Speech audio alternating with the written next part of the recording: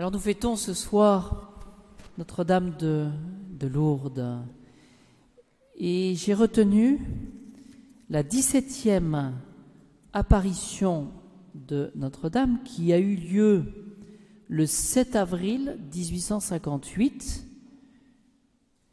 et il s'agit du miracle du cierge que nous connaissons, le miracle du cierge. Pour se resituer les choses, vous vous souvenez que, je vous le redis en tout cas, que la 16e apparition, donc la précédente, par rapport à ce que nous verrons aujourd'hui avec le miracle du cierge, a eu lieu le 25 mars, non pas le 7 avril, mais le 25 mars, fête de Notre-Dame, donc 1858, et c'est à cette occasion que Notre-Dame avait révélé son nom. Je suis l'Immaculée Conception, et que la petite Bernadette s'était précipitée, ensuite était partie chez le curé Peyramal, qui, entendant cet enfant dire « Je suis l'Immaculée Conception » en patois, le curé qui avait quand même un certain doute, eh bien s'est mis à genoux, il s'est mis à pleurer parce qu'il a réalisé que cette petite fille, Bernadette, ne pouvait pas avoir inventé la chose. Voilà. Parce que, et c'est ça qui est intéressant aussi, c'est que Notre-Dame s'était définie comme l'Immaculée Conception. Elle se définit, elle ne donne pas son nom, elle dit « Je suis l'Immaculée Conception, je suis celle qui est sans péché ». C'est ce qui va la déterminer. Je suis celle qui est sans péché. Et le curé Peyramal connaissait que la définition du dogme de l'Immaculée Conception avait été donnée donc par Rome en 1854, 4 ans avant. Donc il y a une confirmation. Juste une parenthèse, Notre-Dame aime à se définir ainsi. Je suis l'Immaculée Conception. À Fatima en 1917, Notre-Dame avait répondu à Lucie, je suis du ciel. Je suis celle qui est du ciel, celle qui habite au ciel. Voilà. Alors, cette 17e apparition au miracle du cierge, un mercredi de la semaine de Pâques, Bernadette est captivée de tout son être par la beauté de la vision. Et c'est ce qu'il faut retenir. Notre-Dame n'a Dieu que pour cette vision. La dame qui était là, dans l'alcôve de la grotte. Elle joint les mains. Et par mégarde, elle joint les mains au-dessus du cierge qui se consume. Et donc, tous voient, sauf Bernadette finalement, que la flamme va brûler pendant un quart d'heure entre les paumes de ses mains et la flamme va traverser ses doigts. Voilà, c'est-à-dire qu'elle a les mains finalement au-dessus du cierge.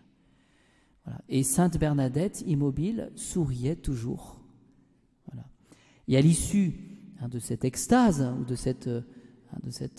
eh bien, il y a le témoignage du docteur Dozus, qui était là, qui était juste à côté. Vous savez, dès que Sainte Bernadette sort de son extase, qu'est-ce qu'il va faire? Il va lui prendre les mains, puis regarder. Voilà. Il lui prit les mains aussitôt après l'extase. Et les mains de Sainte Bernadette étaient blanches et intactes. Pas de brûlure, ni trace de fumée. Alors c'est un fait qui est simple finalement. Qu'est-ce qu'on peut retenir finalement de ce passage? Parce que tout a une signification. Pourquoi est-ce que finalement Notre-Dame a permis ce miracle? Peut-être déjà de nous encourager lorsque nous faisons quelque chose ou lorsque nous prions, eh bien, d'y mettre tout notre cœur et d'adhérer justement pleinement à cette prière ou d'être attiré dans la vie par le bien que nous faisons, d'avoir un petit peu... C'est parce que quand le bien, notre âme est remplie de bien, il n'y a pas de place pour le mal. Ça peut être une des premières considérations. Ensuite, ce cierge peut représenter finalement le cierge de notre baptême. Vous savez, ce cierge, le cierge de la Chandeleur aussi, qui sont des sacramentaux, qui nous permettent d'obtenir la grâce du bon Dieu pour notre salut. Et ce cierge de baptême qu'il faut allumer dans les moments importants de notre vie, et spécialement le cierge de la Chandeleur qu'on allume. Vous voyez, on peut prier d'ailleurs pour tous ces malheureux qui ont été ensevelis, et de nous préserver des tremblements de terre. Vous voyez. Ce qu'on peut retenir aussi, c'est que finalement, cette forme d'insensibilité qu'avait Sainte Thérèse, ou du moins plus exactement, cette impassibilité, cette capacité finalement à ne pas souffrir, et que la présence de Notre-Dame nous aide justement à mieux affronter les épreuves et les croix. Ça peut être un aspect aussi des choses. Vous le savez que Adam et Ève avaient ce don d'impassibilité, ils ne souffraient pas, parce qu'ils avaient la grâce, et que par le péché originel, ils ont perdu les dons préternaturels d'impassibilité, d'immortalité. Voilà. Et donc, on peut, justement, au contact de Notre-Dame, et en suivant cette flamme qu'est le Christ, et puis en ayant cette vision, on peut finalement retrouver cette forme d'impassibilité. C'est-à-dire que finalement, de ne pas nous laisser impressionner par les croix et par le mal, et en gardant l'objectif dans la vie.